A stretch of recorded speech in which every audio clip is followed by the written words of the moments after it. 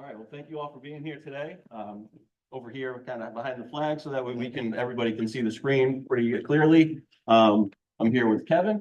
We're both from Tom Irwin Advisors, and we've been spending the past basically over a year working with Scott and his team and Sean to really better understand the current situation on the stadium field at the high school. Before we get into the actual study and the parameters of that, I just wanted to give a little bit of background information on me and Kevin, just for a little bit of our qualifications.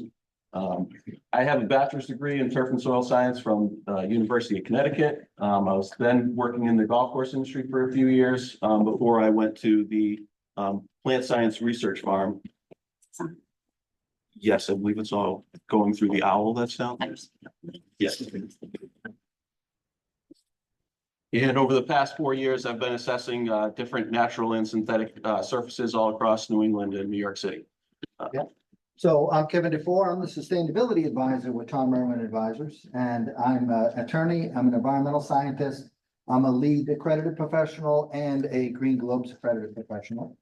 And as this study progressed, Scott was the man on the ground. He went and visited the fields, did the testing, dug the holes, did all the technical assessments, and I was basically crunching the numbers and interpreting all the data. So we worked together as a team to produce the report. And we have subsequently also gone on and tested other fields in town, but that's not the subject of our discussion today. So we want to what we believe as Tom Irwin Advisors is that outdoor recreational green spaces are the lifeblood of every community. These very, valuable assets transcend generations. I mean, we're here at this beautiful adult center. We have people from all kinds of ages playing pickleball out there. I saw kids, getting ready to go do karate and stuff, and you have a great green in the back here as well. So these green spaces and community centers are really the lifeblood of your community. So we feel that, they should be maintained to those highest standards as well. And there's a lot that goes into it, particularly when you have an outdoor environment, which we're trying to maintain a living organism. And to maximize the impact, you need those tools to be functioning at peak performance levels. And that's the main thrust of the study that we did at the Lancer Stadium, was that the field hadn't been performing as expected or as desired. You have a great tradition of excellence in athletics in this town. Kevin, ripped together a bunch of unbelievable stats. Lacrosse since 1970 has 22 state championships. We've won a recent girls soccer state championship. So, I mean, athletics are very important. People care about that and they're proud of that in this community. And, through some of our, interviews, it was evident to us that not being able to kind of trust the scheduling on this center track field, which, everybody wants to rally around that stadium and be able to support their home team and cheer them on through home games and state championships. And, talking to through some of the interviews, we learned there were so many scheduling challenges due to the consistently, wet conditions on the field. There was just no way for a dry down period, really. So a lot of the grasses that were being grown in there were prone to ripping out, and there was divoting. So it's just a real challenge. And one of the stories still sticks out in my head. I mean, we had teams here right before a game ready to play, and then the referees ended up calling the game, unfortunately, which you can't really fault them on when they're looking out for player safety. But at the end of the day, it creates a huge headache of rescheduling, trying to find a site then can host the game, and then trying to get your fans there to be there to support your team. So ideally, the ideal situation is to be able to host all that in your hometown, in front of all your home stands. And unfortunately, that just wasn't the situation that was being happening at the stadiums at the high school. It's also important to realize the impact that this type of decision would have on families. There's a lot of kids that are potential scholarship winners, and that could use those scholarships to advance into college. And that's something that's not to be forgotten. Why we're here is that there's a problem, and that the problem is that there's a field that's largely unusable. And what is the best and most effective and most efficient way to address that particular problem? So we need to keep in mind that's the driving force behind this entire inquiry. Is there is an issue with that field. how do we best address it? And then there's all the mitigating factors and all the confounding factors that come into that, which we'll go through. So let's start with what the current state of the field is. This was an aerial photo that we took the day of the assessment. This was in September of last year. And shallow rooted grasses that were really tearing out easily. I have some of the performance here. And really what we were finding was there's a really big difference in the soil environment between the center line of the field and the wings of the field. So you can kind of see from this picture, we're having, much more decent coverage on the outsides of the fields besides in front of the bench. And we were finding the infiltration rate was almost 4 times as high on the wings of the field as it was in the center of the field. And your compaction values were also widely ranging through the wings in the center of the field as well. So basically, when you go to do a cultural practice in that type of environment, you're going to get a much different response within the same field. So it's just really difficult for a maintenance team to get consistency in their applications when that type of environment is what they're having to work with. Again, the rotational traction, was the main complaint that we heard from a lot of people from the interviews that we did. And that was an average of under kind of 10 Newton meters, which is really, really low. Typically you want to see more than double that value. But it's just, you can't achieve, that comes from turf grass roots. And when you have a prolonged environment or wet environment, your turf roots, they usually dive deep so they can find water. But if the water is staying at the surface all the time, then they just don't have any need to search for water and to try to kind of harvest for themselves. And another one that kind of jumped out at me was the surface hardness testing, which is kind of an important test that, the NFL references and stuff like that. And when we do our field assessments, the number one thing, there's thresholds that we look for safety thresholds, but it's really the consistency across the field. And the surface hardness was, the low end was a 42, which is basically like walking on a beach. And then the high end was 124, which is definitely raises a safety concern, especially if there's young people playing on the field. So that's just to give you kind of an idea of the inconsistency of the soil environment and growing environment that we're trying to, maintain a living organism on. Yeah, over 100 on a GMAX score is the NFL standard. And that corresponds to the F355 reading, which would also be considered a dangerous microphone. Yeah, we're trying to yell into the microphone. Sorry about that. All right. Yeah. So what I was saying was 100 on the GMAX score is a NFL safety threshold. And we saw 124 in one location. But the average across the field was actually really low. And it was actually too low. It'd be a D minus on our PQS grading scale for being too soft. But that actually presents a challenge as well. A field that is too soft has unsure footing, doesn't allow cutting and rapid movements, and can lead to an injury. It can cause fatigue injuries as well, because you're constantly moving that material around. And a 42 is a very low reading. That's essentially on account of the saturated soils that we saw. So now when we look at the surface grades of the field, overall, they really weren't too bad. This is pitched correctly. It's a little bit, what I would say, it's very inconsistent. You can see it's a steeper drop off kind of on the wings of the field, but ideally this is how you want a sports field set up. Oh, yeah. Sorry about that. So yeah, you have a, properly pitched field. The, highest points in the center was our datum point. That was the lowest reading I took. And then all of these, the corner areas are the lowest points. So you are moving water when we get a significant amount, but really what we found, as we go into our next section, we're going to talk about soils, was there's just no percolation that's allowed through the type of soils that you have in the field right now. There is no under drainage. Their 4 main drainage culverts are in the corners of the field. One of them is actually beyond kind of the jump pits and stuff like that. So that could also kind of affect some of that surface flow that the field is relying on to get rid of excess water.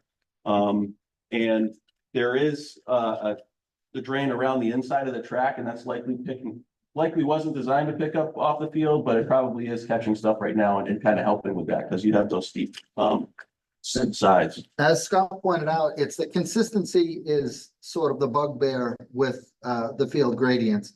If you notice, the numbers bounce around between 1.5%, and then some of them are actually positive, meaning that the slope is moving uphill ever so slightly.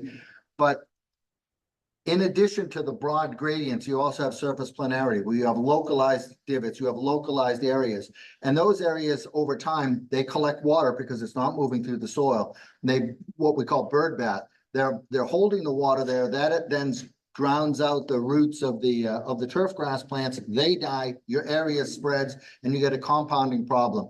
Then it wears out more, it gets deeper, and then you get more water and more turf death.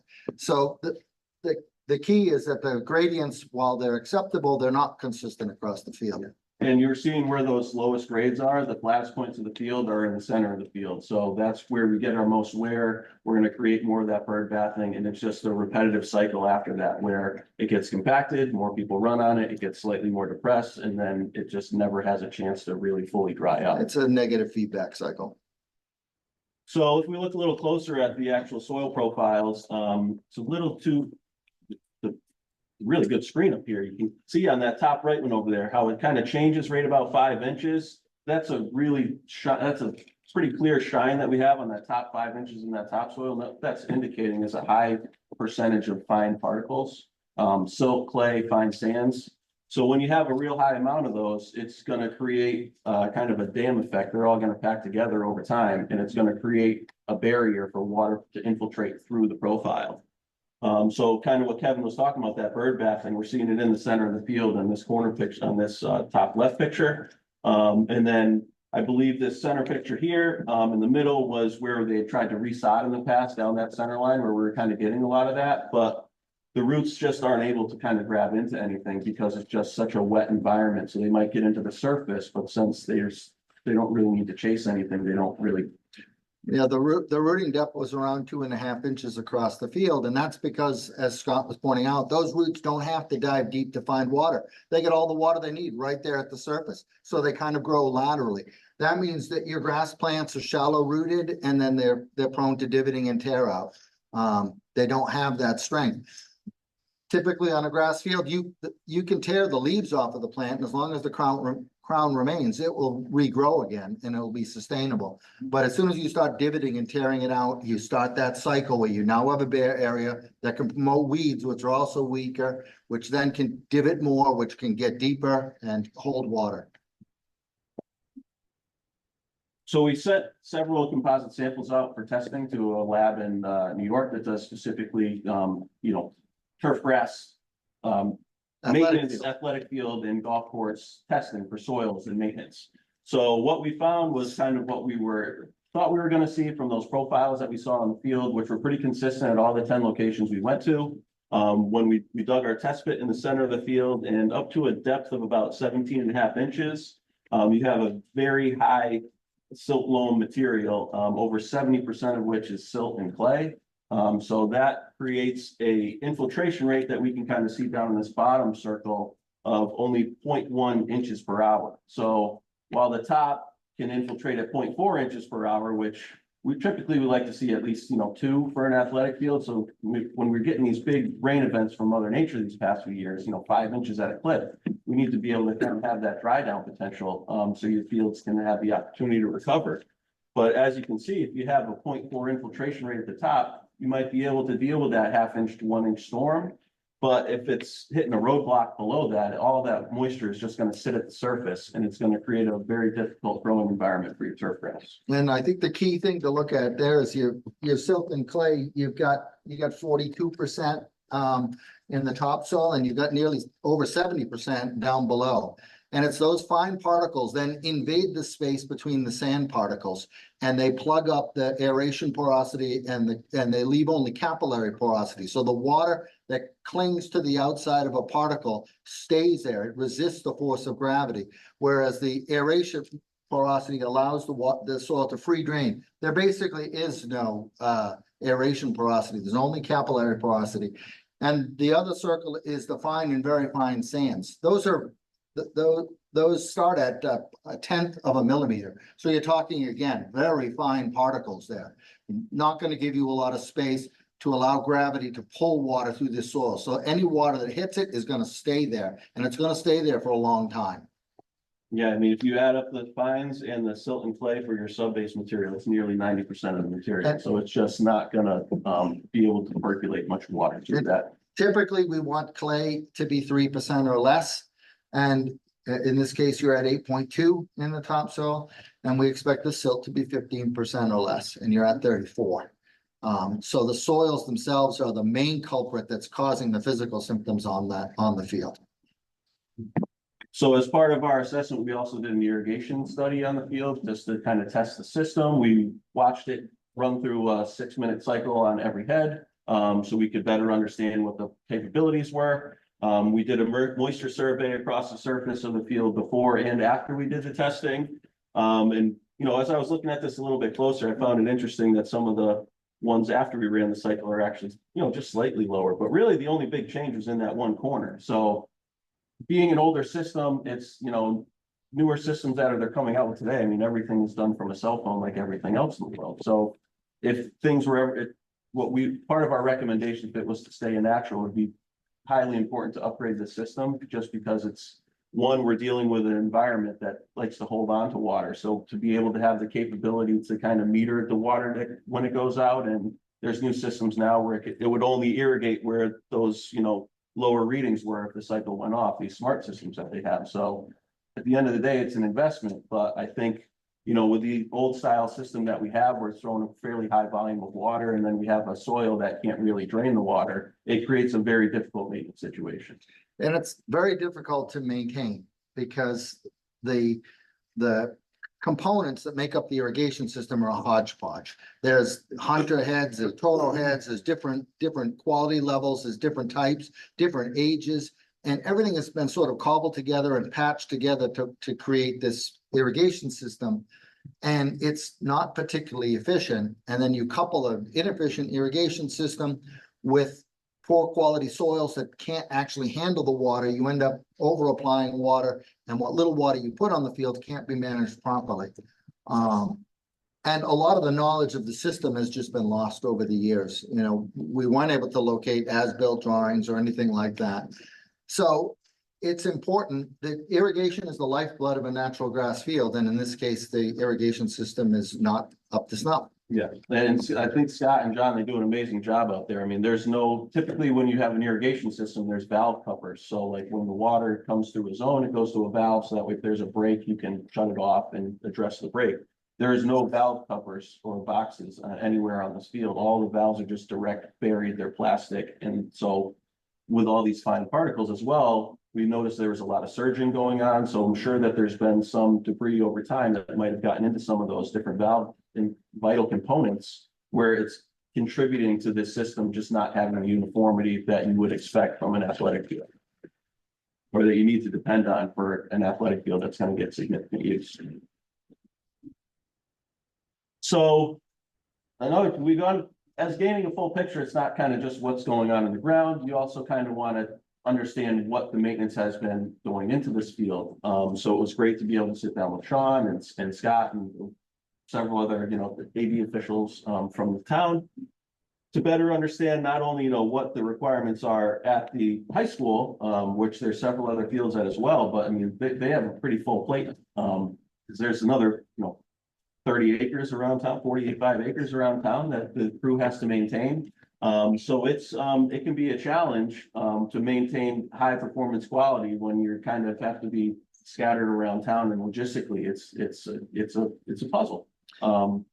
When we ran the labor calculator, which we base on the amount of time it takes to carry out certain tasks and the tasks that are required in order to properly maintain an athletic field or green spaces in general, we found that for all the fields in the high school complex, and including the Russell fields across the street, which are used a lot by the high school, that's about 1 to 3 people full-time doing nothing else. They're just going to maintain those fields. If you want to stay on top of them and keep them at the standard that you'd like, it's a pretty major commitment. And yet it's a part-time operation that they have to maintain those fields and everything else. And then on top of that, it's not just not having enough people. it's having the right people with the right expertise, because the turf grass science has evolved. And it's basically an offshoot from the Golf Course Superintendents Association, all of the research and things like that. People get degrees now in turf grass science. So maintaining a field, maintaining these things requires specialized expertise, and that's not an easy thing to find. So in addition to finding people, you can't just put a warm body there. You got to put somebody there that knows what they're doing, ideally. And that's one of the stresses on the system, is that you have a field, and despite all of the best efforts, and we can see them in the testing, we can see that the field was top dressed, we can see that it was overseeded, we can see that efforts have been made. It's just not enough. There's not enough labor force to pay the proper amount of attention to the athletic field, all of the athletic fields, but in particular, the stadium field.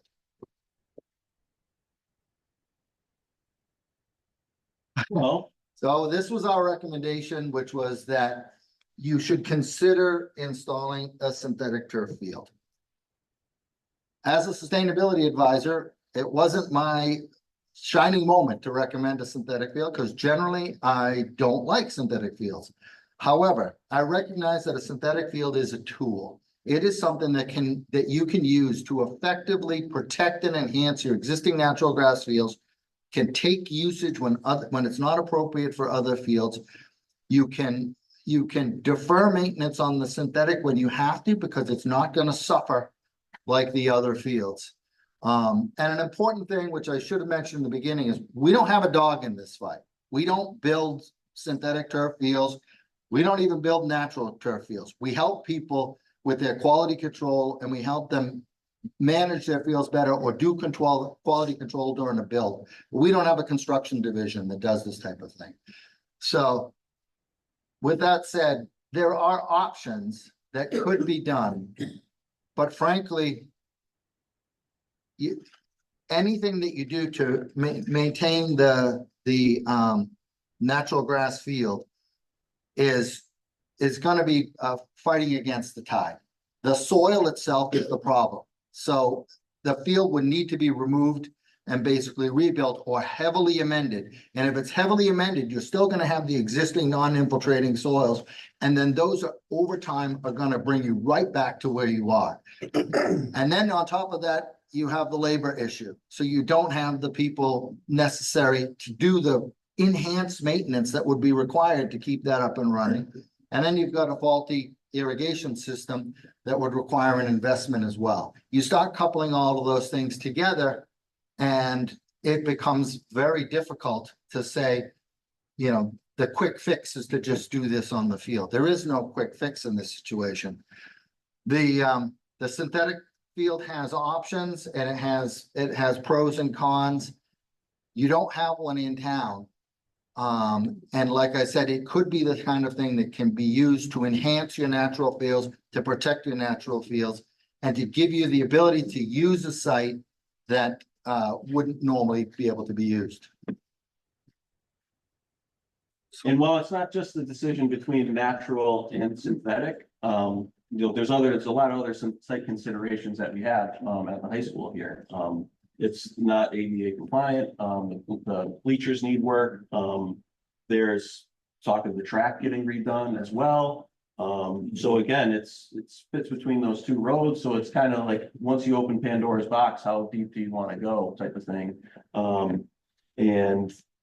I will say there's storage facilities would be nice to kind of have there as well. Just logistically, I know Scott and his guys, they don't mind trailing stuff around towns, but I've found at other towns and stuff that we've gone to, there's a lot less wear and tear on equipment when you're able to kind of keep it on site. And there's a decent amount of acreage at the high school where I think if there was a satellite there, it would make sense, at least in my mind. And it's an efficiency thing too, Yeah. you know, having to go back and haul the equipment around, when if you had it on site, you'd be more efficient. And again, lighting as well. I mean, it opens up a whole nother can of worms. You put the synthetic in there, are you gonna want the lights as well? It opens up a whole nother opportunity for rentals and tournaments and games, but at the same time, everything comes at cost.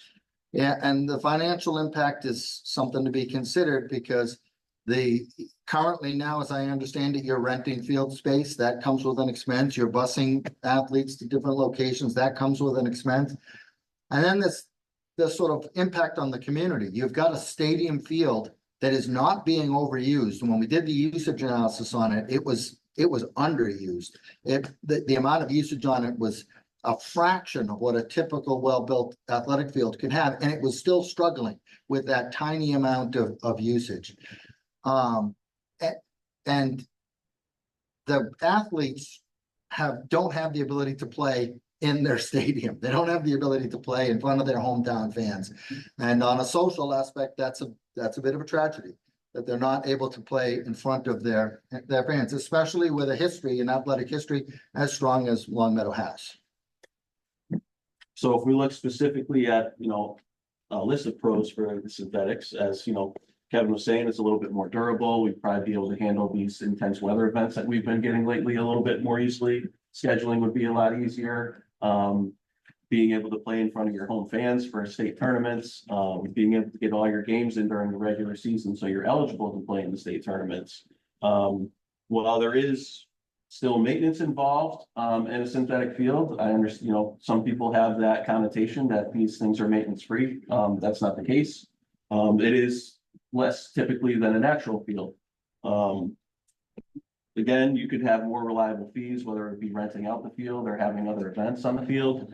And when you get down to water requirements, we say plowable. I never like to promote plowing a synthetic field. You're just asking for challenges, I think, down the line, but having lines out there is nice too. Then it saves the maintenance crew a little bit of time relining the fields, but it's bottom line, I think it's scheduling. And for this community, that's the main benefit would be for this synthetic field is the scheduling and to be able to host your 1 seed games. That's a huge advantage when you get to the playoffs, being able to play at home. So if you want to have that kind of guarantee, then your synthetic is probably your best choices.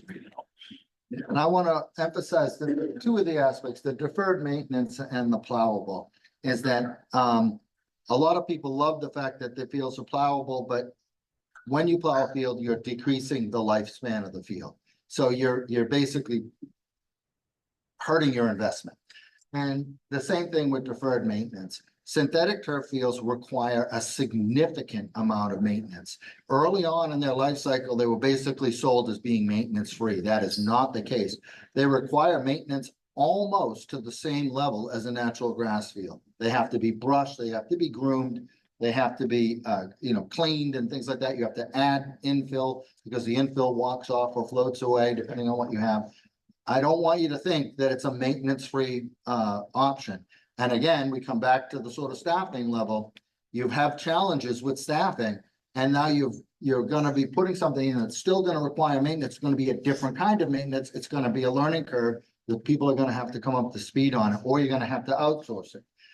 Outsourcing it has its own problems because while it expands your available labor, it comes at a cost and it starts to nibble away at your budget.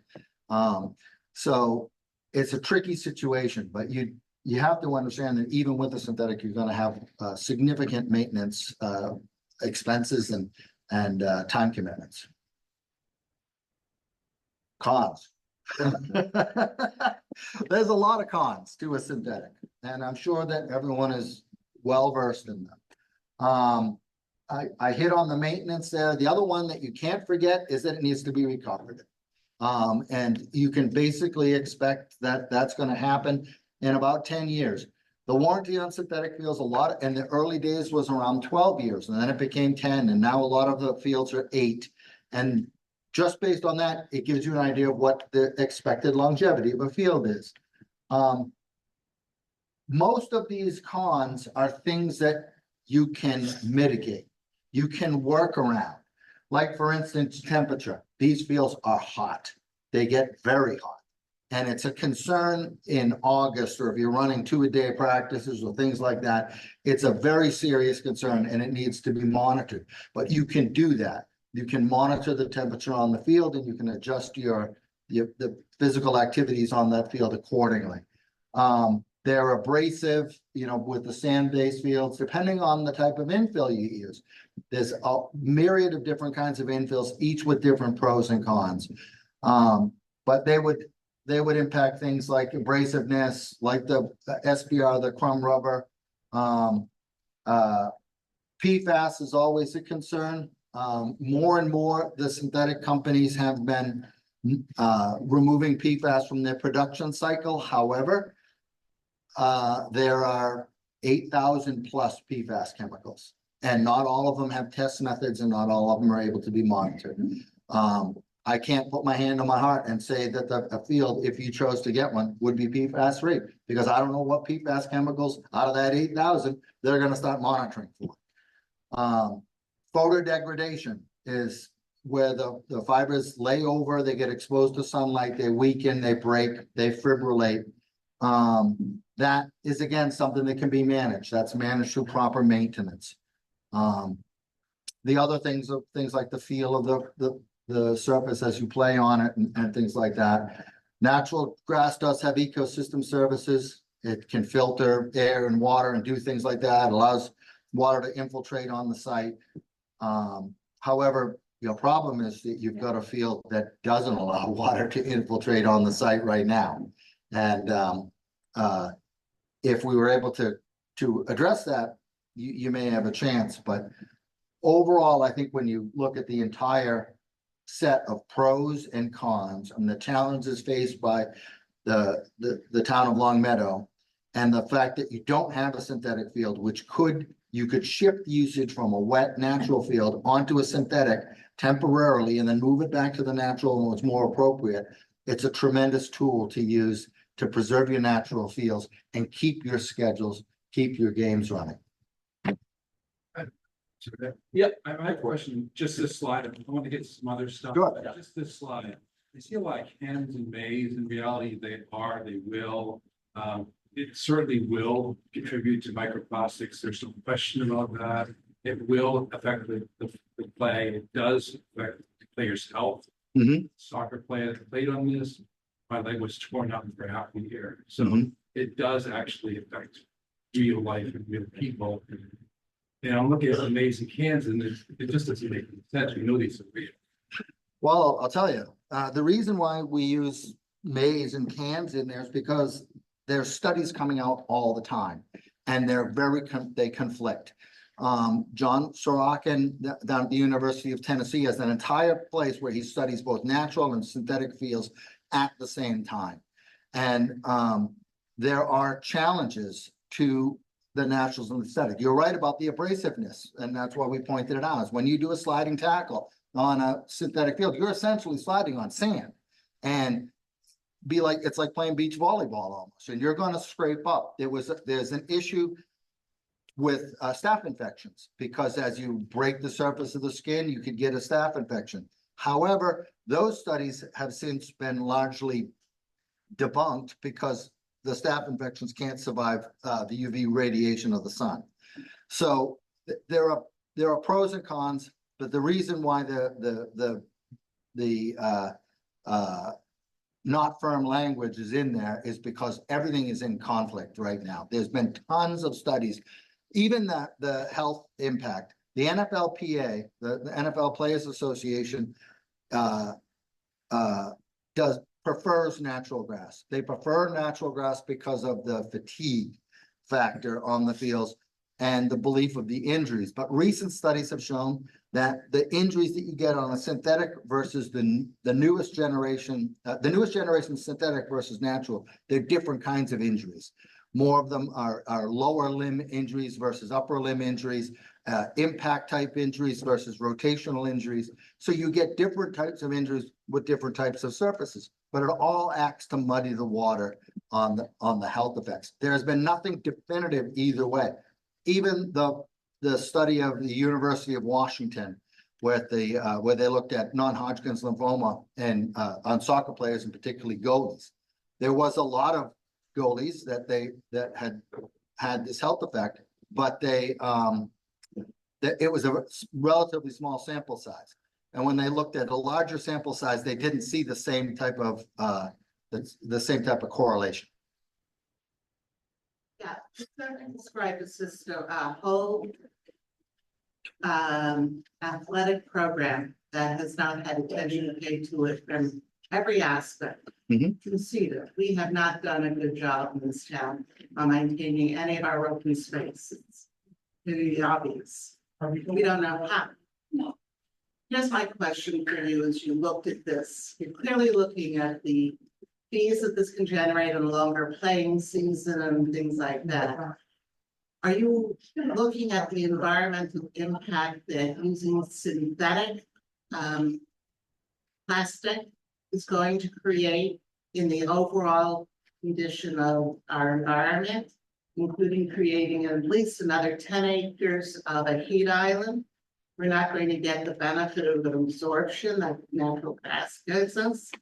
It's going to increase the ambient temperatures in this town. We're already over above 90-degree days beyond any anticipation. The projections are that we're going to be having at least a third more 90-degree days over the next 10 years. The state has also required us to start capping greenhouse gases. This doesn't capture, it No. helps produce. So in reviewing all of this, I understand from an athletic point of view, even though my understanding is that at least 15 professional football teams and franchises are now converting from artificial to natural because the injuries are so great and the heat's so problematic. And the University of Michigan medical system has done a study on the 100 schools in Michigan, the high schools that have put down artificial turf and seen more than a 50% increase in injuries to their athletes in a variety of ways. So when you're looking at this, my question is twofold. Because whatever we do, we have to invest money in maintaining something, improving it, reconstructing it. But this town has an environmental lens requirement on everything, and I don't see that here. And so I'm wondering on that issue. Let me answer that because I'm about as diehard an environmentalist as you can get. The heat island effect, very real. It is, these things do heat up. But again, I said there are ways to mitigate these things. If your choice of infills, there are other infills that don't heat up as much. A lot of those initial studies were done on crumb rubber, SBR, crumb rubber infill. That stuff does heat up tremendously. There are natural infills that you can use. There's, coconut husk, there's polished walnut shells. There's different types of things that you can use. The infiltration side of things, this is not an impermeable surface in that it's going to collect the water, but where you put that water after you collect it is the big question. If that water then goes to some area where it can be infiltrated or perhaps even reused to irrigate an additional field or something like that, there are ways to approach those types of things. The injury rates have been studied extensively by a lot of different groups and different people, and it conflicts. It goes back and forth. Like for instance, the University of Michigan study where you saw an increase in injury rates, that could simply be because you now have more people using the fields. That your your injury rate could be 10% of events on the field, but you now have a lot more events. So your base number goes up and you end up with more injuries on the field. It's not a tremendous jump in injury rates that we're seeing in the research that's out there. I think there was another concern that you had raised. We'll get to it, I'm sure. We're always thinking of sustainability. That's Yeah. Started this thing off with our sustainability triangle, but the three legs of that triangle are economy, community, and environment. So what we're doing here tonight is trying to understand what is the best decision for the community here. I understand your environmental concerns. I have the same ones. We've been to fields where you see the crumb rubber that gets washed out. And you're seeing more and more mandates for towns when they are putting these fields in, they're not allowing the crumb rubber to be used as an infill selection. You're seeing other, there's definitely more people having conversations like this in their towns, whether they should keep it natural or go to a synthetic option. So, but I think that it's important to have the conversation. Do you want to, do you have more that you want to finish Oh. first before you take Yeah, any more well, questions? I mean, we only have a few more slides to finish this up. I mean, we're basically gonna go over the costs afterwards. We're having a good conversation on the pros and cons right now. Yeah. I'd like to hear everybody. Sure. All right, all the way in the back. Yeah, that's. Yeah. If the field had to be reconstructed, how many seasons would it be offline? So it would depend, a good question. Reconstruction as a natural or a synthetic? As natural? It'd be one season. Well, actually, for both of them, it'd be one season. No, well, it would be, we'd probably, if you go sod, it would be one season. If you try to grow from seed, it'd probably be, it would take 2 seasons. Spring and fall, yeah.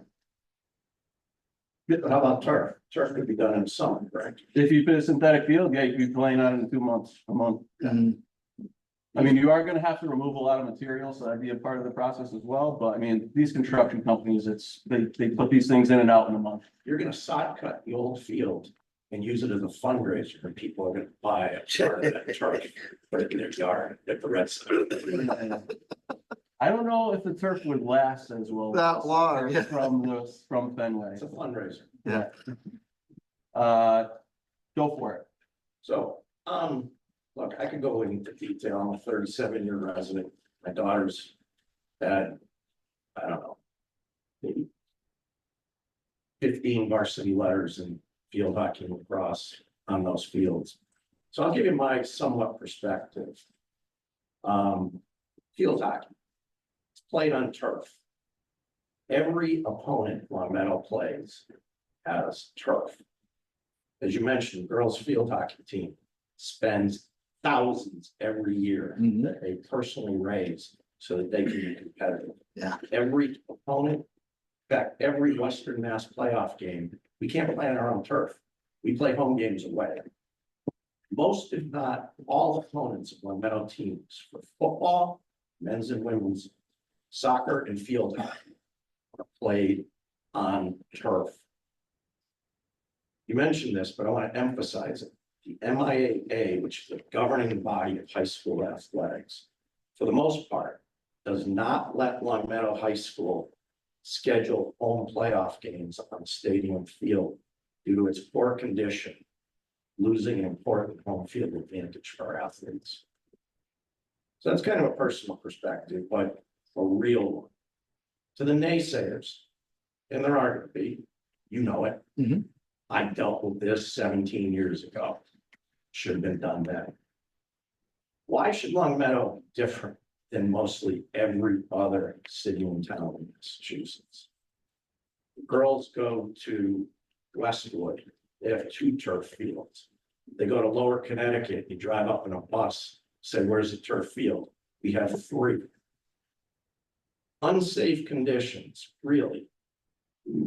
Tell me that when my daughters were at Trinity and Boston College, pretty familiar with that I was endangering my daughter's health, or those schools were. Don't tell me or someone else that I endangered my kid's health, or that any parent here in Longmeadow would be doing that. That's not your call. That's my call. So how to pay for it, and I'll hold off on that because you're gonna go through it. But let me go real quick. So you have a stellar reputation for golf courses and natural fields. We have a Longmeadow resident that's got a master's in turf for UMass Stockbridge. I think you know him. The report is great. I haven't seen one like that since I worked in an Olmsted Park. A major portion of what you're hired to do is assess the current condition of stadium grass field. It's very good work. I think we already knew. But your conclusion is the field is in poor condition due to poor maintenance by the town. In fact, you said the irrigation system is in an alarming state of disrepair. So that field 11 years ago, when my younger daughter graduated, was pristine. It was the best turf field probably in Western Massachusetts, the grass field, sorry. So a couple of things. Can you confirm that a properly maintained natural grass field should really last indefinitely, correct? Correct. Well, actually, they even USGA greens, they're replacing those every 20 years because they do get settling up.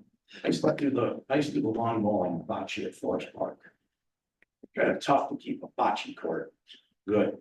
Those old Italian guys, they don't like weeds. Mhm. So further, you guys have, you're primarily natural grass. You mentioned some expertise in turf. Do you do a lot of turf work? Yeah, we test, probably 30 fields a year for different towns all over. Engineering and design? We are not field builders, but no, we work with architects on, Yeah. Engineering and design, right? Right, well, we work with through the construction process to make sure different milestones are hit, make sure the substone is draining, make But sure. I'm asking, design and field. You really don't do that. we don't do that, no. Okay. No. So the town would probably hire a designer, just Yep. like you do for high school. Mhm. And like I said, you guys do great work. Mhm. And I'm just saying, the town should properly hire. Like the firm that did East Longmeadow, that just did the big field at Springfield Yep. Middle School, Mhm. that type. We offer design consultative advice to architects and engineers. Yes, And we do spec writing and spec review and those types of things for them so that they can produce a better product. right. But, But we do work with them, yes. but once again, you guys are primarily grass. Yes, primarily. No, and like I said, great report. I haven't seen one like this in years. So go on, I'd love to talk about cost. We got one more question right next to you first. Yeah, I have sort of a larger question about what are the studies that suggest that a plastic field wouldn't generate microplastics? You said there were conflicting reports for all of this stuff, Mhm. because I guess I'm having trouble understanding how this meets any of the three legs of your sustainability triangle. Microplastics are more and more found in tumors. And they are being implicated in a wide variety of adverse health effects in younger and younger cancer patients. And so one would suggest that the thing that makes us different is we don't have a cancer. Mhm. The microplastics, there are different types of fiber composition. You have polypropylene fibers, you can have polyethylene fibers, you can have different types of fibers. Those fibers break down at different rates. The biggest issue with the microplastics is that any fibers that degrade or that are ground are going to be captured and washed in through the percolation down through the field. The big question is, what do you do with that water afterwards? And if that water is taken and held in a detention pond, that's where any crumb rubber is gonna be, any other infill, if you're using a natural infill, that's where that's gonna end up. That's also where any microplastics can end up. So it is a problem, but it is a problem that you can manage. The question is relative risk. Do you want to accept the risk of microplastics, such as it is, and with all of the unknowns that surround it? Or do you wanna trade that for the risk of a blown knee or a concussion on an inappropriate natural turf field? One of the safety advantages that you can have with a synthetic field is that it's more consistent, that you don't get the divots, you don't get the holes, you don't get skunks out there, digging up grubs and things like that. You have a consistency, so you have surer footing and you have less undulations and obstructions. But it's a risk and it's a concern. And if microplastics are a major concern, a driving concern for the town, then it's something that should be considered and it needs to be weighed. Just as if you would weigh the considerations for fertilizers and algal blooms or pesticides and herbicides on a particular field, they're all concerns and they all have weight and validity. But you need to investigate all of them and sort of take into account the whole thing. I should note that microplastics are also here. Are also what? Airborne. Airborne? Well, if you're airborne, you've also got VOCs that can potentially come off of things like crumb rubber, or things like that. That was also studied and has conflicting results to it. There's a lot of information that goes both directions when it comes to these types of things. You can adhere to the precautionary principle and be like, don't do anything that does anything that could potentially have an adverse impact. Or you could look at it holistically and say, there's this risk, there's this challenge, we can do this to mitigate it. And this is the final outcome that we're looking to do. What we want to do is have the best surface possible for the athletes, the student athletes in particular of the town of Longmeadow to perform on. Hi, I'm sorry, I came in just a few minutes late and I didn't catch your positions, your titles in relation to the town. Oh, okay, so we're from Tom Irwin Advisors, and we were hired by the town to come in and do a study, a feasibility study on the stadium. Yes, Yes. yeah, yeah. Kevin, can I ask a question of you? You Sure. said, I don't like to recommend artificial turf fields. Right. Why is that? For a lot of them, Oh, I'm sorry. I thought you were saying, okay, go for it. okay, Thank you. so,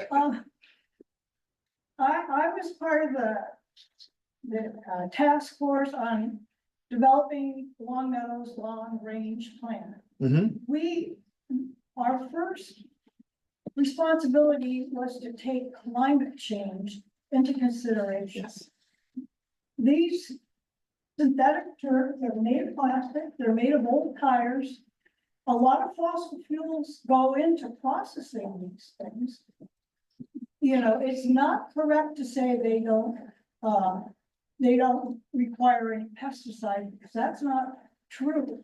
The composition of the material that's associated with the blades of grass develops mosses and molds and is a hazard in itself.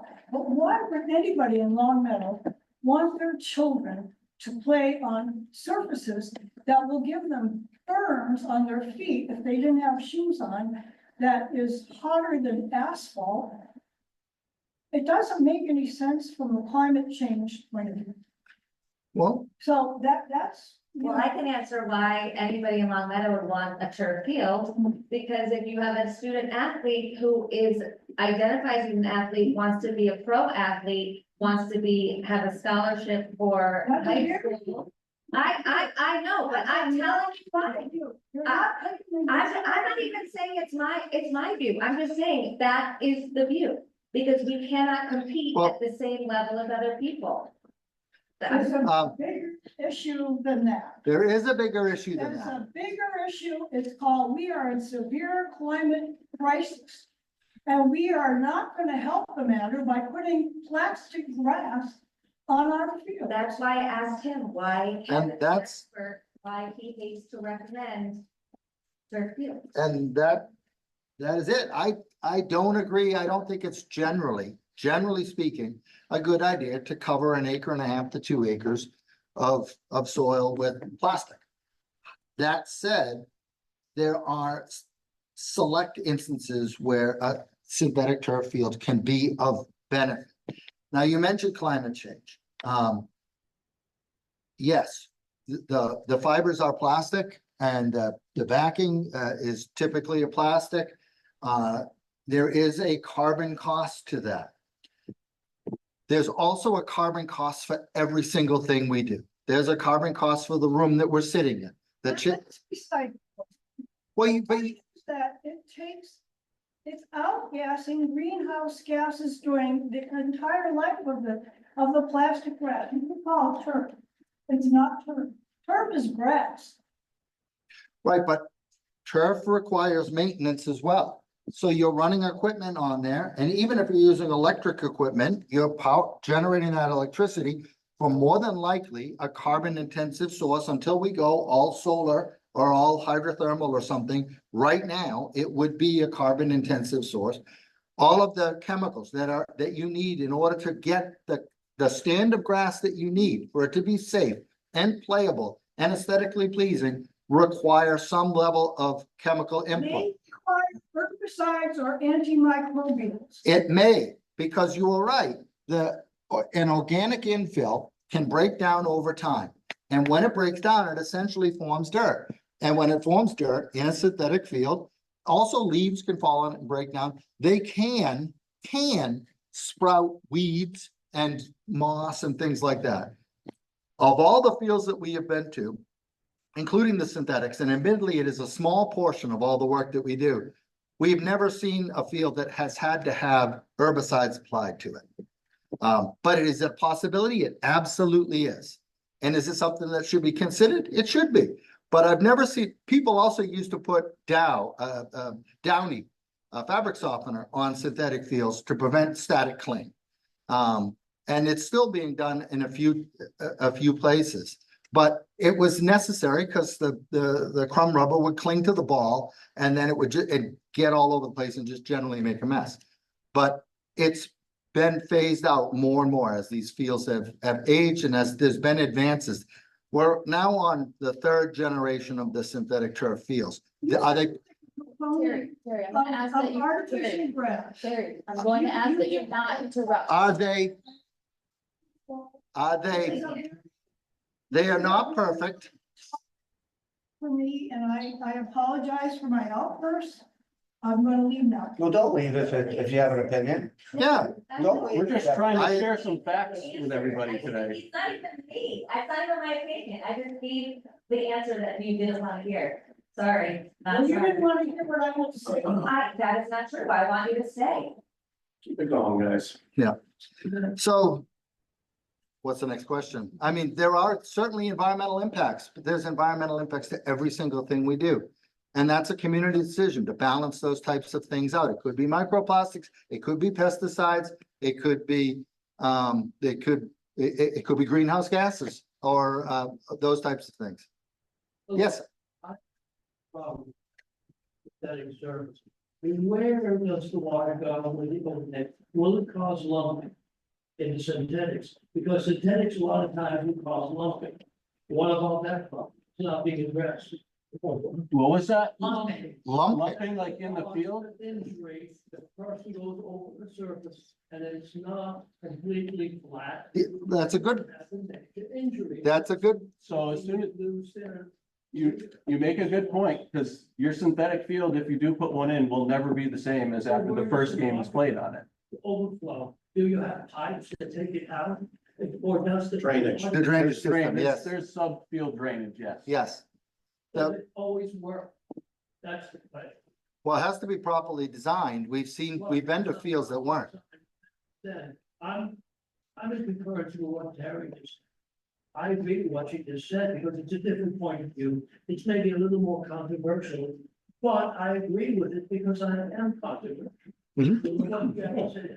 Yeah. So the drainage system on a synthetic, Cost. yeah, the drainage system on a synthetic has to be appropriately designed. If it isn't, you have problems. Either you get air in there or water in there that lifts the field up. It's an issue. So that there's been a lot of technology in the synthetic field engineering as well. So the shock pads that typically come on all these fields, which is a layer of protection, which is underneath the carpet. They've been designing those so they can basically infiltrate as fast as stone. So with advances in technology, yes, those fields can drain, and it's just like a drainage system underneath a natural field. You can funnel that wherever you'd like it to go. It's the same as a high performance natural grass field. You have a drainage layer, you have drainage pipe, and then you have some place where you're gonna move the water to. Question is, okay, are you gonna, is it 100% reliable or are there any risk factors involved? In the drainage system, What is the risk factor for a drainage system. for injuries? Injuries. Oh, for injuries. Well, you have similar risk factors on a synthetic as you do on a natural from a physical injury point of view. You have, you have the concussion risk for hardness, so you need to maintain the field so it is not overly hard, but that's the same as a natural grass field. You have to, as you pointed out, lumpiness. You need to maintain the planarity of the field so that you don't have things that are be a trip hazard or a hole, an entrapment hazard. So, but you have the similar types of challenges on a synthetic as on a natural when it comes to physical injury. You do have an abrasiveness that is a concern. You do have the static cling on the ball. Then a goaltender catches the ball and the particles come racing towards them. all of the concerns around those types of things, or most of them anyway, can be adjusted for and mitigated by your practices and by how you do things on the field, particularly your maintenance practices on the field. But you have they're a different surface. You have different types of injuries on a synthetic than in natural. There's been a lot of research, we mentioned earlier, you might have missed that, but there's conflicting studies basically from a lot of different universities now. Some are saying that synthetics are safer for different types of injury, lower body injuries. Some are saying naturals are safe. So we're getting a lot of different conflicting data from a lot of sources, which is unfortunate. Are the injuries more severe on a synthetic versus a natural field? That's the question. The answer is it's conflicting. There is no confirming studies that have said whether that there is concrete evidence whether one leads to more injuries. Both sides of it have a dog in the fight, obviously. So they have a study comes out, and you have to pay very close attention as to who is coming out with these studies. Yeah. Most recent study that I saw, and there could have been many more that have come out since then, was University of Iowa. And that one actually went against the conventional wisdom and said that the injuries on natural grass fields were more serious than the injuries on the synthetic. When they've been doing these studies, especially the NFL, they've been talking about perfectly manicured, well-maintained, very lightly used grass fields versus a synthetic turf. But we do not have one of those grass fields. And also an important consideration, if you're looking at studies like that, is what are the number of events that are played on those? If you can put a ton of usage onto the synthetic, but you get a lot more injuries, it's because largely you've got a lot more people playing on that surface than you do on the natural. So you have to take all of these things with a grain of salt, and you need to look and evaluate these types of things. If you've got more participation on a synthetic, but you have a higher number of injuries, then it's because you have more participation on that, not necessarily the surface is inherently dangerous. Right. I think everybody's been waiting for this one. So yeah, at the end of the day, it's pretty significant cost when you go to put one of these fields in. As we showed through our, analysis on the field, there's, 18 inches of material that's going to have to be pulled out of there. Whatever engineering firm would be used for that project, they would be running some drainage through that. They'd have to test that base layer to see if that can hold up to being supported on top of it. But I think it's going to be the whole kit and caboodle when we go to do this field. There's significant price differences, whether it's we just carpeting a field, if your drainage stone and your drainage infrastructure is still up to snuff. Since we're going to be building it basically from the ground up, you're going to have to remove a lot of that material out, and you're going to have to build up. And then a lot of different cost considerations come into it, whether you want a shock pad, which I assume you would. And then you can, we talked about those other site considerations as well that kind of factor into it. If you're going to end up spending 1.3 on a new field with drainage, are we going to have to replace the track soon after that? Do we want to put lights in that as well so we're able to have night games? Should we expand the bathrooms and the bleachers so that way they can accommodate more people who are going to be there to watch awesome games on this new field that we've invested in? So this is just for the field. So I think that's the other consideration that's part of this feasibility study is once Pandora's box gets opened, there's a lot of options that you can do, and that's when it comes down to what's the best decision, for the community. Yeah, the while you're at it factor is a significant factor to think about. If you're going to be doing the field, do you do the track at the same time? Right now, it's a 6-lane track. If you want to host major competitive events, it should be an 8-lane track. And the track we didn't analyze the track, but it appears to be nearing its end of life. There are other, concerns with other infrastructure around the site. So it's like, do you fix them all at once, or do you fix just one thing at a time? Are there options? Can you do other things besides put in a synthetic? Yes, there are. But none of them perfect. There are challenges to everything. And the question is, are you throwing good money after bad? If you go in and dig up the entire field, blow it up, rebuild it from the bottom up, It is an option. It's an expensive option, but now you still have, you'll have a good quality field, but you'll have a track that's no good, lights that are no good, stands that are no good, bathrooms that are no good, all these other things, but a beautiful field. There's another challenge. If you have a beautiful field and it can be built, can you maintain it? Can you keep it that way? Do you have the budget necessary to keep that field in that condition? And do you have the staff necessary to maintain it? If you can't maintain it, then it's essentially throwing good money after bad. If no matter what efforts you take, you cannot keep that field up. It's not necessarily the best option. A short-term solution would be sand channeling the field. That would improve drainage, but to a limited degree, because we know that the base layer is even worse than the topsoil layer. So you could put sand channels in it and those would hold water and they would move water down from the surface. But everything in the 7 or so inches between those channels is not going to infiltrate, is going to have the same problems that we currently displayed, such as divoting and tearing out and things like that. And then once those channels fill up with water, you're saturated again. So there is no perfect solution. That's why this was such a difficult study. When you look at the overall costs, when you look at the environmental ramifications, when you look at the challenges with maintaining a natural grass field, there is no perfect solution here. It's all just a set of compromises and challenges. And when we looked at this from soup to nuts and kind of came down to balancing it out, I and us as a group came down on the side that perhaps the synthetic is the best option, given all the challenges facing this particular field that would allow the town and the student athletes and everyone else to be able to have a surface that they could play on, that they could be proud of, that could do what it is supposed to do.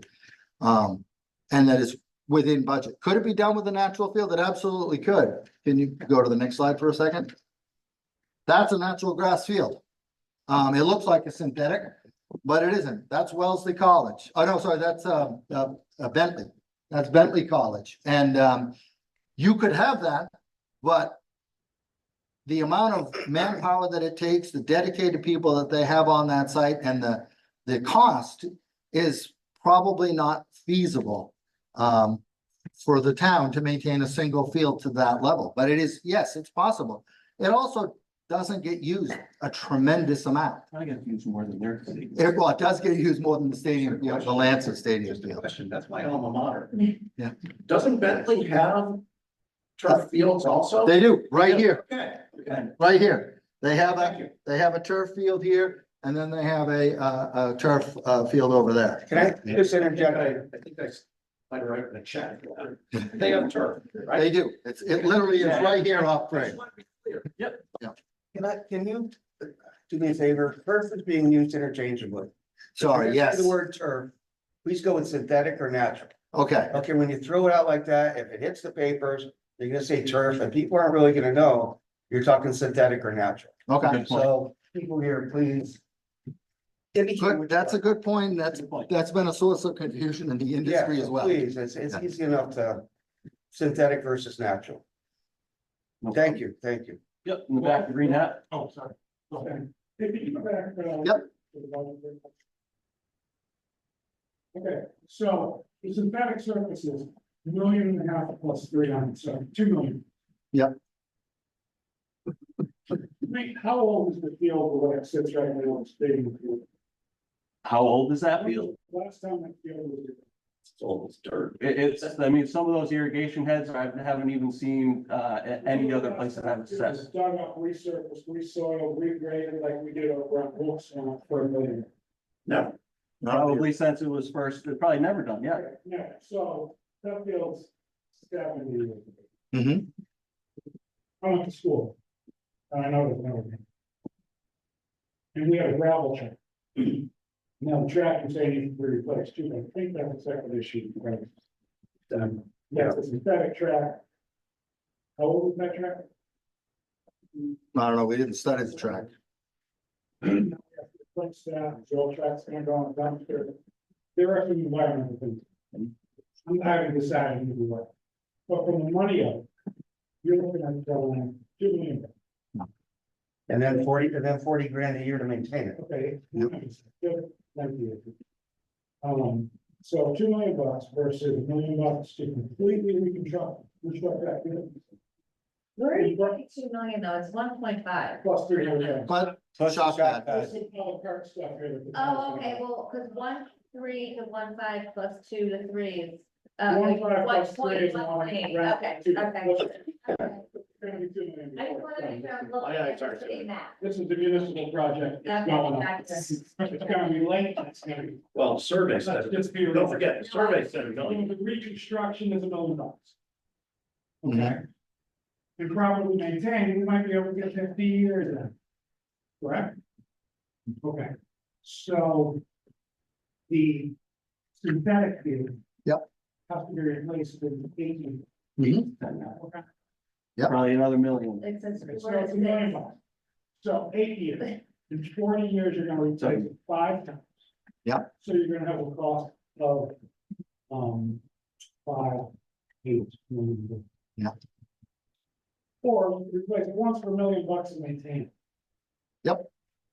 The advantages, the damages or lack thereof of synthetic versus grass, like, grass.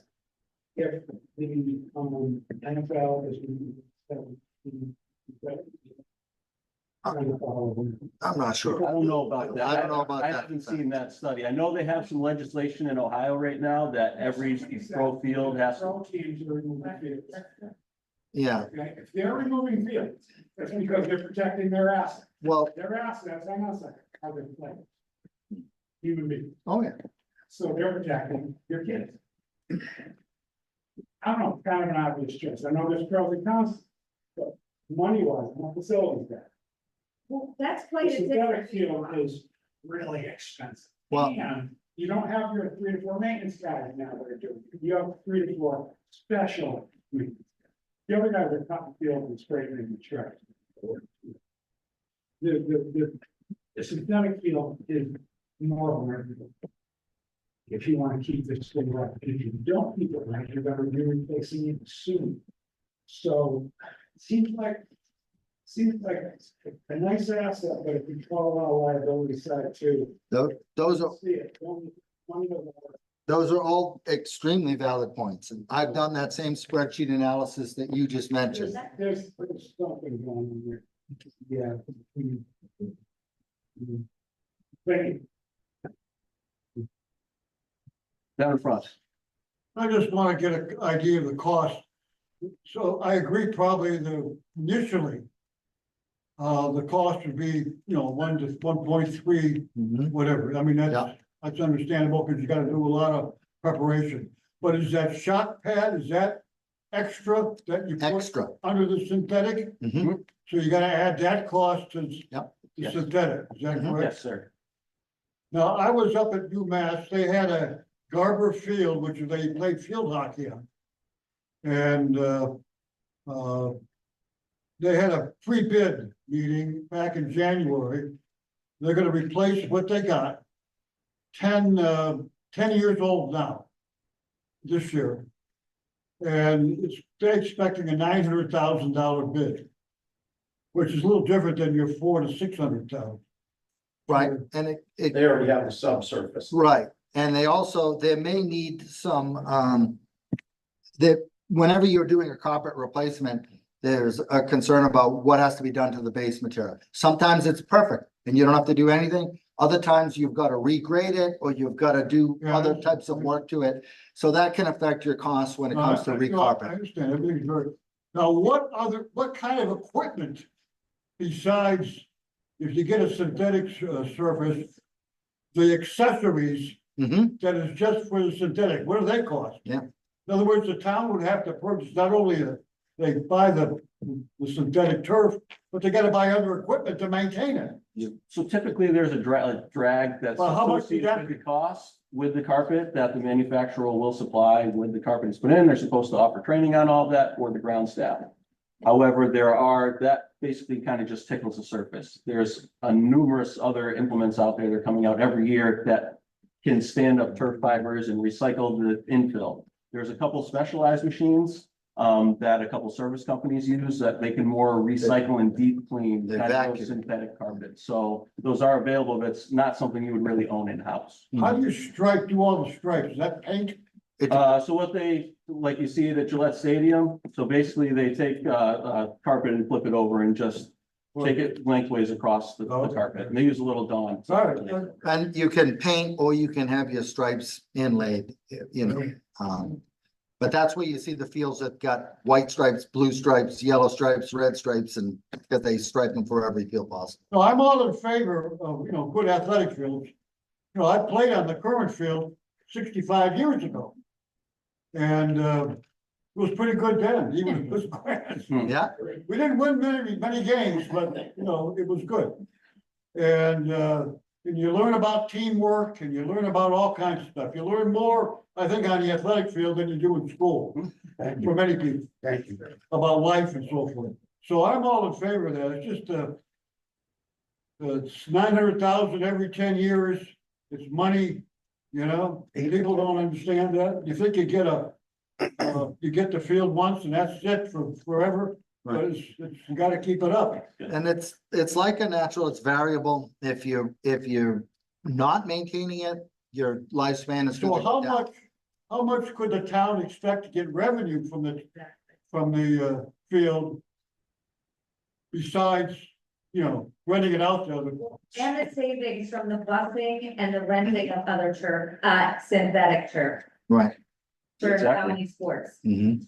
That's a monstrous equation right there. And it's, we also have to factor in what the rental fees are that the town is charging right now. Would you be able to increase those if you had a synthetic field? So that's a huge equation. We tried to collect as much of that data as we could. But it's just, it isn't anywhere. You can't collect it. We weren't able to analyze it because we couldn't get definitive answers on that stuff. But you make a great point. And the rental of synthetic fields per annum. Yeah, I mean, it varies sport by sport. The last, just field hockey, for example, that field's in that shape without even playing any field hockey games on it. And then the last 4 years, we played 12 playoff games away. So renting the field and 12 buses. I mean.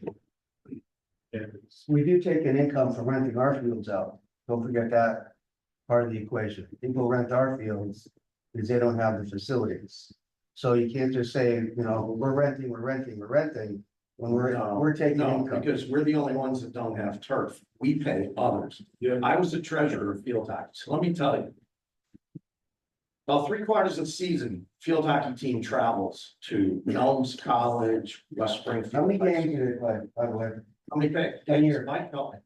18 regular And season then and practice, right? 18 practice. regular season practice. Have to Okay. rent- Perennial, 19 games. perennial state championship games, 31-year legendary coach. Mhm. So 10 years ago, it was $150 to $175 per hour to rent turf, not including transportation.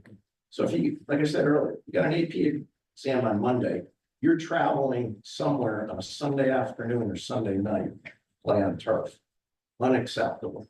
Yeah, So I would tell, I'm sorry, don't travel. Why are you doing that? Yeah, I mean, because you have practice and you don't have home turf. And you can study on the Hold on. weekends. Hold on. The teacher for 33 years. No, because all of your playoff games are on turf. All right, I'm gonna redirect just so we Thank can you. get some Thank people you. who haven't asked questions yet. We do have a time limit here because the building I shuts do want to down. talk about cost though, please. Thank you. Yeah, we'll come back. How much more use do you get out of a synthetic field versus a natural field? Because I know you said that our current natural field is underutilized Yeah. versus a synthetic field that we could have either way. The best case scenario, how many hours are you looking at per week? Because the more usage from one to the other would mean more potential use for everyone. That's a tricky question. $1,000 a year. But Typically, what the synthetic companies like to sell on is Well- $1,000 hours a year, basically. you could do more than that. I mean, technically you could play on that field 24 hours a day, 7 days a week, if you wanted to play at 3 or 4 in the morning, but no one does. And that is a bit of a disingenuous metric, because people would go like the total hours that you can play, but is that really the hours that it's in demand? But to your point, you can play a lot more hours on a synthetic because it's not a living entity, unlike grass. Grass, a well-maintained grass field, maintained to a high standard, you could probably get 600 hours to 800 hours maximum. I know the town of Natick, because I was just there, gets 1,100 hours out of one of their fields, but the field is suffering as a result. And they have also a pretty high budget for their maintenance. A budgetary figure to look at for maintenance of a natural grass field is you're looking at annually $9,000 to $12,000 per acre per field. That's a big number when you add up the number of acres that you guys have in this town. You know what, this is a very good idea, because I'm starting to reconsider this, I'm starting to think that it would be very advantageous for this town to accept that, because now you'd be drawing a lot of the towns, and they would want to have more playoffs here. They would be working, they would take, this is a very positive thing for the town, to have this. Because it's advantageous, because what would you have? You would have more. You would have down here, you would have championships here, you could have. You could even have Royal championships in Longmeadow. And it would be something very good for this, for the Longmeadow school system.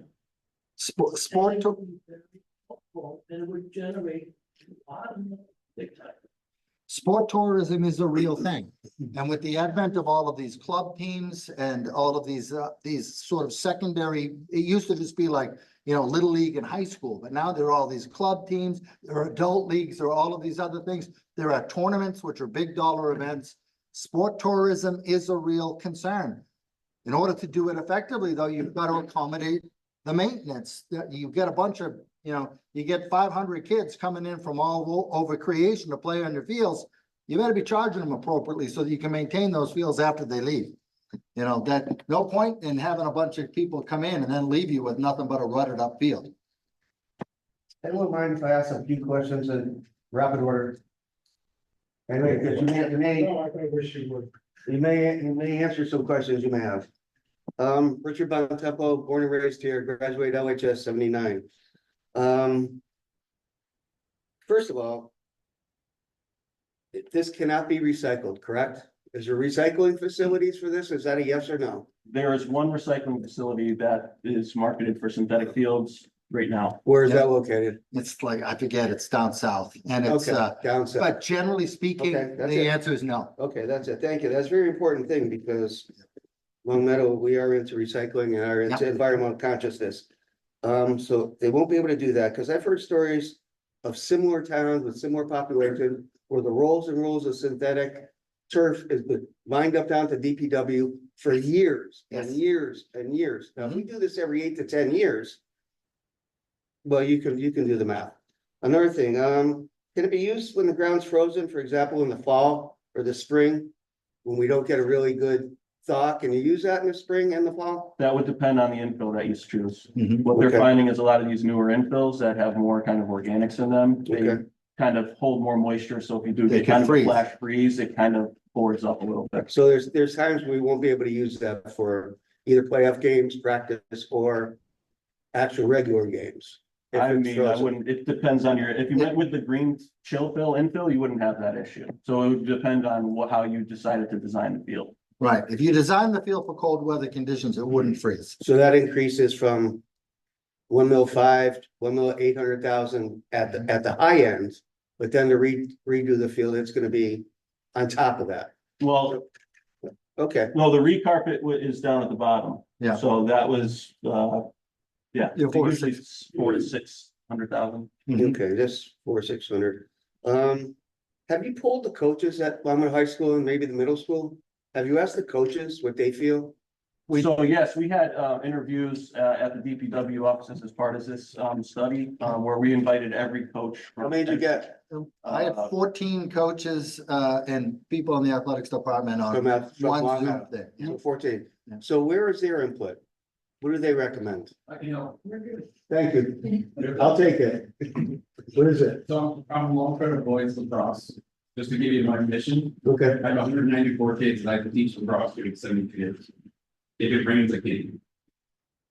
So we're desperately needing a synthetic field in town, just for that fact that I can't control weather.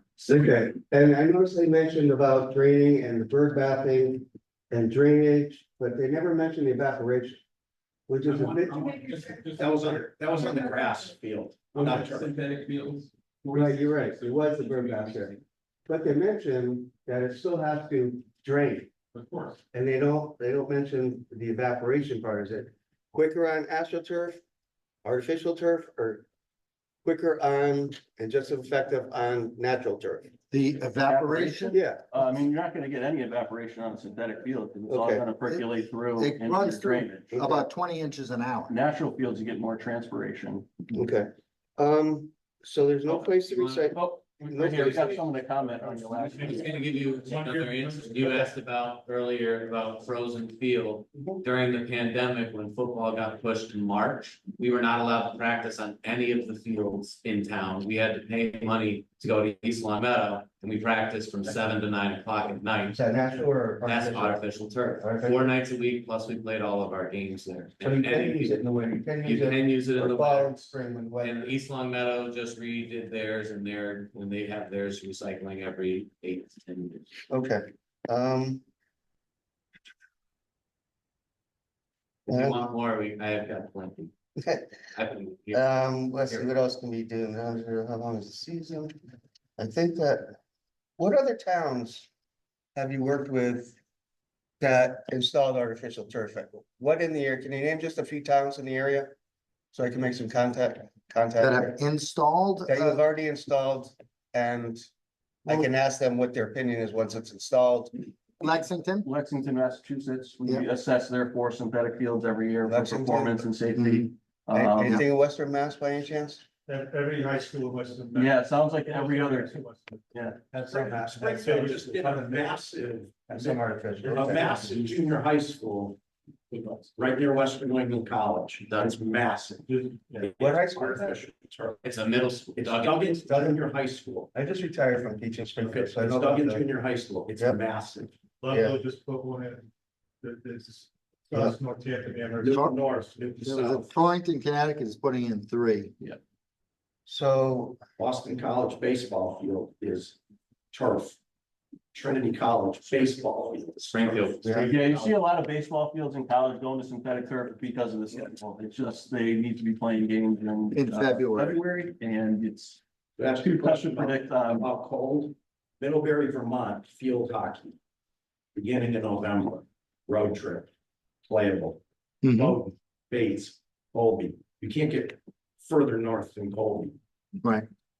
So it's all in what your infill choice is and how well it's designed, as whether it's gonna freeze on you. Water field. Mhm.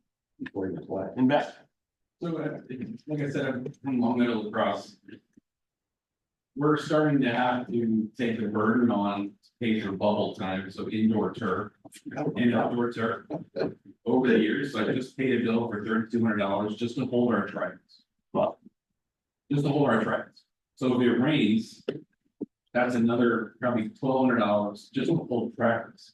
This is just you. it's a major pain point. I mean, and all you're trying to do is create the right environment to teach these kids a great game where they can learn teamwork and all these other, important life skills that, why everybody get involved in Because my sports. point of that is that the alternative is if we don't refinish this field. I don't know how the Parks and Rec Department, who does a wonderful job, can keep up with the maintenance and keep us on the fields. Because at this point, we're subletting, we're giving cash away from our own membership to pay for time on the turf field. synthetic field, right? Synthetic turf? Synthetic turf, you're talking. 100% synthetic.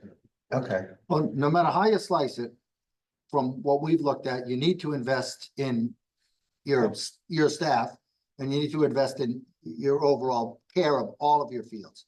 Then on top of that, you've got the issue of the stadium field. whether it's natural or synthetic. But like I said, there's no easy way around this. It's an expensive proposition, no matter how you look at it. Yeah, I get one more point there. So now that I'm in season, like I guess I'll ask the room for some guidance. I'm in season and I have 40, I just came from practice. I have 40 kids on a turf field. That turf field, we're not gonna be back on it for another 2 days just to let the field recover. That already the creases are gone. You mean a natural grass field? Natural grass. On a natural grass. Right, yeah. That could be 100% avoided by just being on a synthetic. Just one more question. Some of the Parks and Recs are gonna have to reseed those creases, Mhm. probably reline and push the lines back up. It's like ridiculous that we don't have an option for us. I feel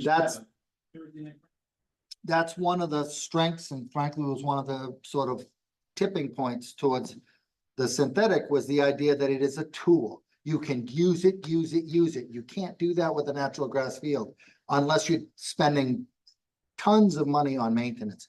Whereas a synthetic field can be used when it's wet, it can be used when it's cold, it can be used over and over again. You can have one team come off, you can have another team go on. Yes, you have maintenance, can't forget that, but it can be used extensively. And that gives you the opportunity to take a natural grass field out of play for a season, because you could shift that usage over to your synthetic.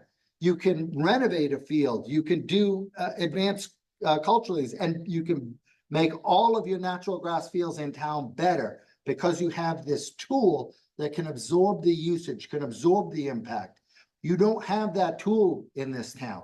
You don't have the ability to take people, I mean, you could put them on a parking lot, but that's the best that you could do if you have to take a field out of play, and you're losing more fields. Can you just run out that director keeps trying to raise his hand? Yeah, absolutely. That's our, So. Yeah, and I don't want, sure, we love the grass field we can use. Yeah. We use the stadium about 20 times a year. And that's what it looks like. At Wolf Swamp, we pay an outside company to maintain the field, right? I know it's stadium's a little smaller than Wolf Swamp, but what are we paying an outside company to maintain that field? 130,000, and we pay you 10,000, correct? Yep. Yeah. 140,000 in total for Wolf Swamp Field. So and Correct. we've already had to take fields offline for that, and again, we have an outside company maintaining it, so. You're gonna be right back in this circle of playing about 20 to 25 games a year. If you're lucky, even on a well-maintained field. Because there are times, unfortunately, we are handcuffed, we have to play in weather. Rain. We have to because of the schedule and the per the MIA, and we have to do it.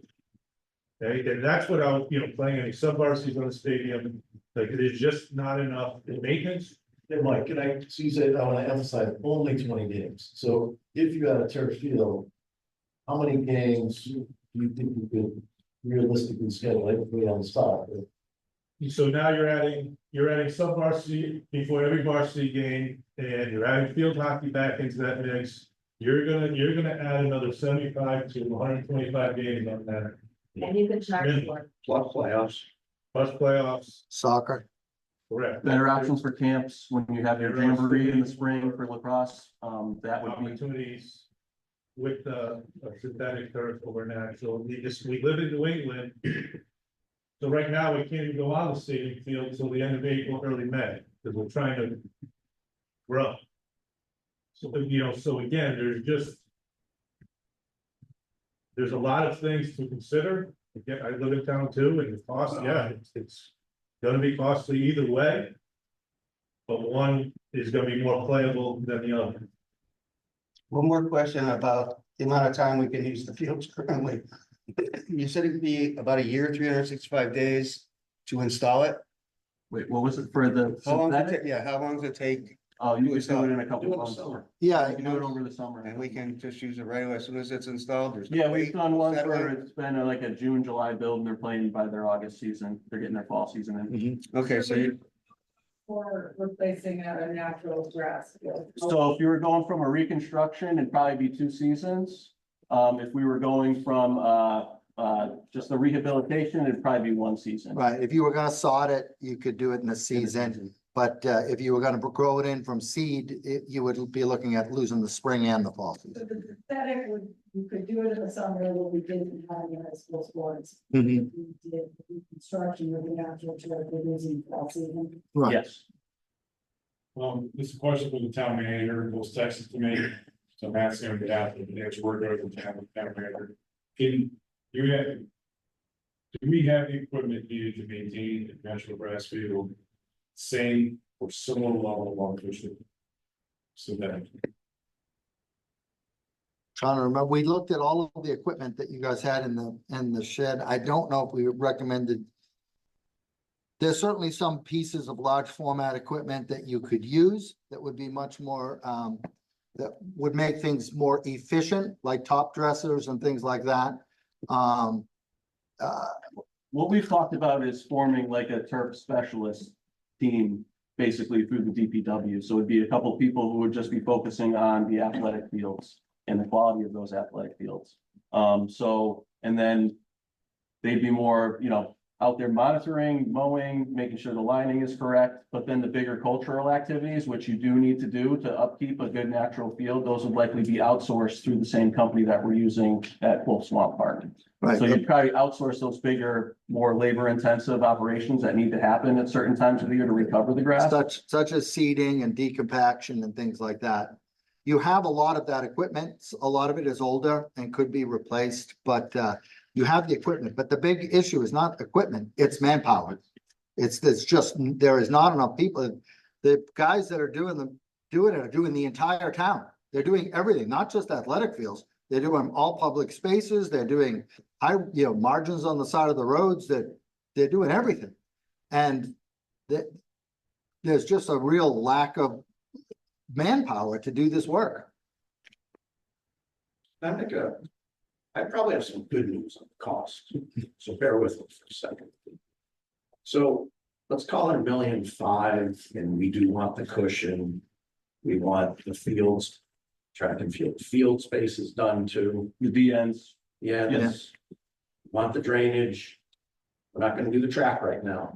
We're building a new middle school. Trust me. So go with $1.5 million. I've had discussions, good discussions with the town manager. We can use CPA funds. It's allowable, everything but the actual carpet itself. So that's 30. The other expenses are 35 to 40% of the cost, give or take. So you take $1.5 million. Not too good with numbers. Actually, I am. So that would be 610,000 CPC funds. Pretty well run organization in Longmeadow, good meetings, good people.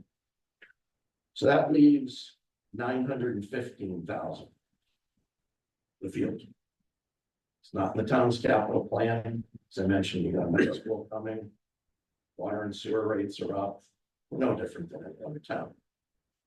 So if you look at Minnetonka High School, Wilbraham, Mass, 3 years ago, CPC funds, CPA funds, whatever you want to call them, they did fundraising.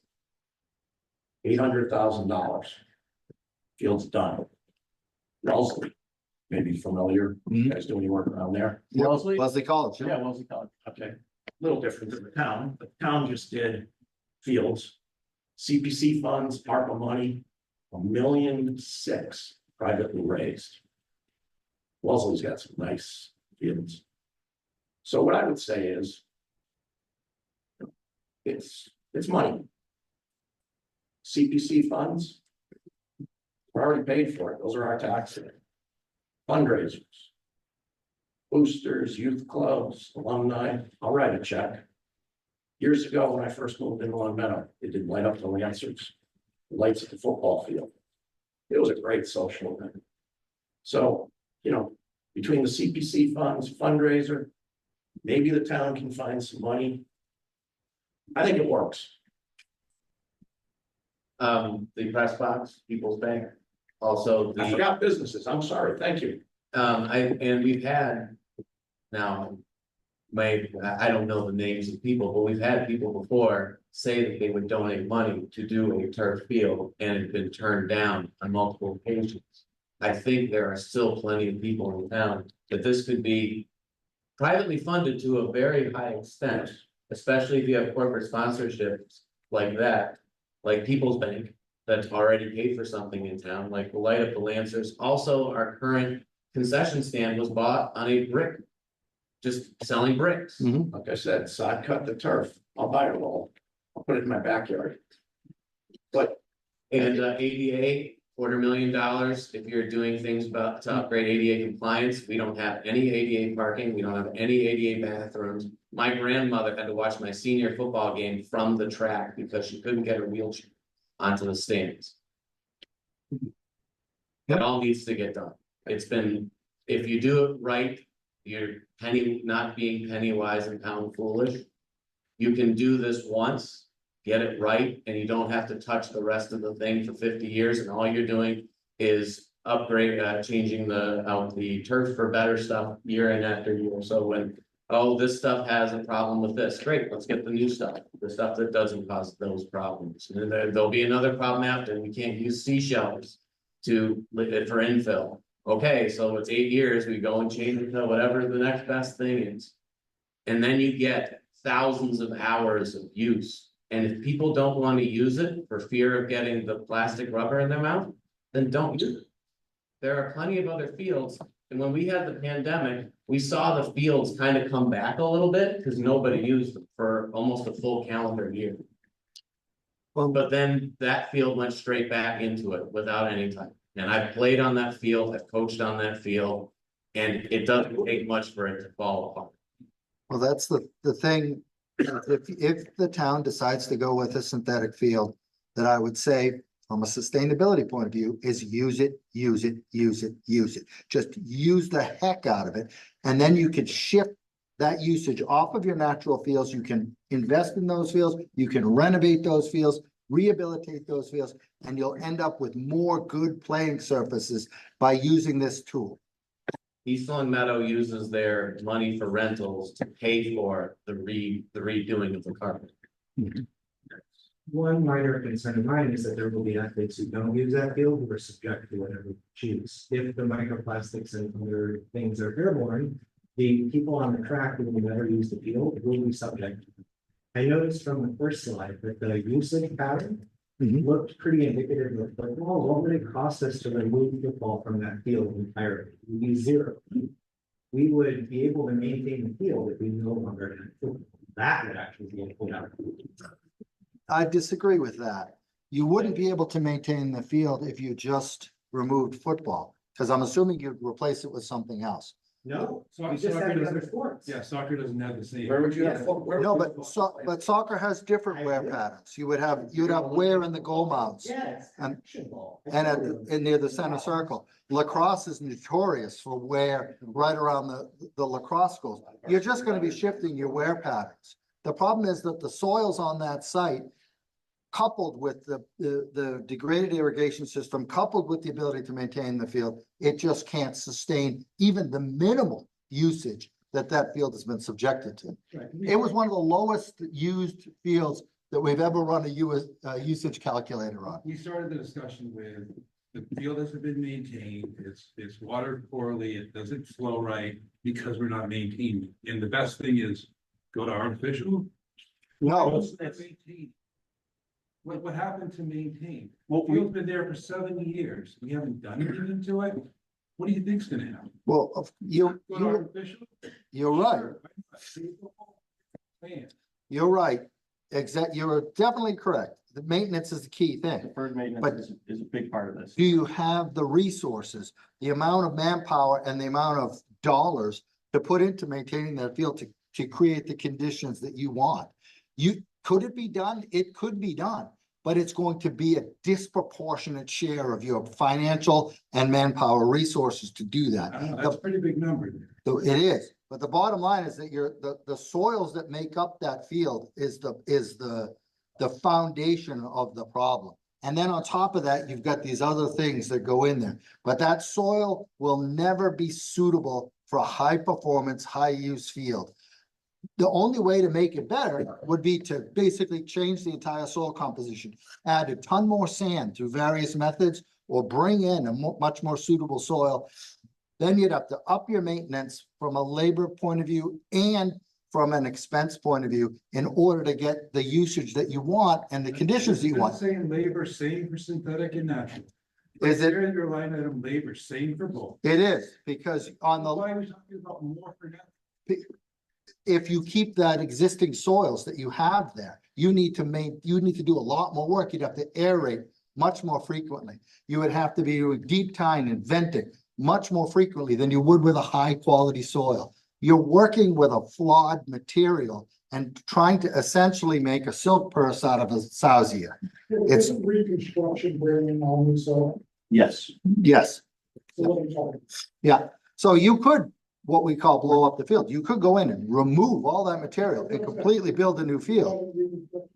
Yeah, For $1 million, you could get a field within that 70 years. well, no, it'd be It'd better. be way better. It would have underfield drainage. It would probably have a root zone that's infiltrating at about 6 inches an hour and have a uniform stand of grass. You know, And proper drainage underneath. To be clear, it would only stay that way for one season. Right.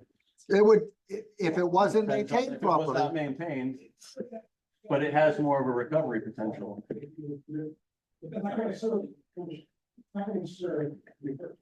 Right. When you build, you have 70 years of that. Probably 70 years ago. Yeah, we get it.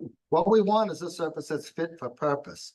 The question is, how does the town of Longmeadow want to get there? And yes, you could do it with a natural surface, but it would be expensive, time consuming, labor consuming. You could do it with a synthetic.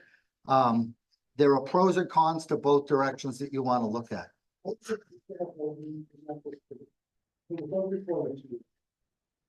You need to get rid of the track language, the bleachers language. All the other language that is. Well, the reason that's in there, the reason that's in there is that the whole thing.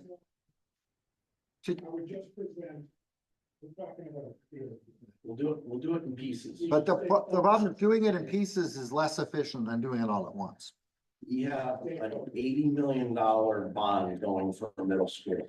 We'll do it in pieces. More than willing to do it. Yeah. The track does not have to be done right away. We're sitting in a $15 million building. And you're likely losing field space with that middle school bill too. Let me just say, I am highly supportive of the new middle school. It's overdue. And this building is the best thing the town ever did. It's beautiful. Well used. But there's some exhaustion going on generally. So you gotta be careful. We need to. But we just figured out how to pay for it. Completely. How was that again? I missed that. How are we gonna pay for it? CPC funds for 35% of the cost. Private fundraising. We have boosted clubs. used a bunch of CPC to already improve like 270,000 to improve the riverfront conservation area. So I don't know how much CPA funds We are have left. ample funding to do it. Hmm. Let's see. There is at least $1.2 million that could be used for this. As of the last CPA meeting.